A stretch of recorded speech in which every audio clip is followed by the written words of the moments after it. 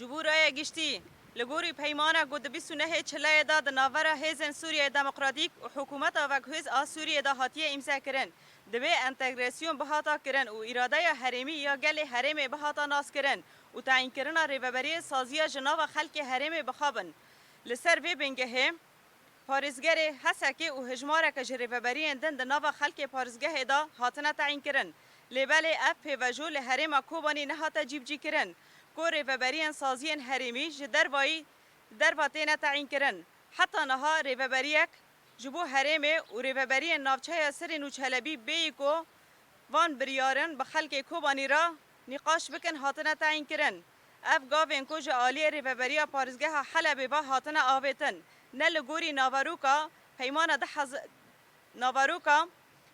پیمان 29 چلای نه و ریوبری پارزگه ها پابندی شرطن پیمانا انتگراسیونه کوج عالی حکومت و گوهز آل شامه بهیزن سوریا دموکراتیک را هاتیه چه کرن نینه اف کریارن کوج عالی ریوبری پارزگه هوا هاتنه آویتن پیکانین انتگراسیون آستنگ دکن پشتی کو ریوبری پارزگه حلبه ریوبر جبو سازی نافچه چلبی تعیین کرن خلق کوبانی و نافچه چلبی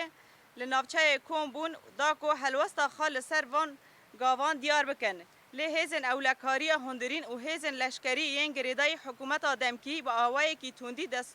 دستوردان کرن و نهشتن کو خلق داخوانی خابده ایریش خلقی کرن و حولدان کو هنکا جوان بگرن ام وکی ریوبری و گل کوبانی وان کریاران شرمزار دکن و بانگ لحکومت و گوهز دکن کو پابندی شرطن پیمان 29 چلای ببه و پیواجوی انتگراسیون لگوری و بجیه بینن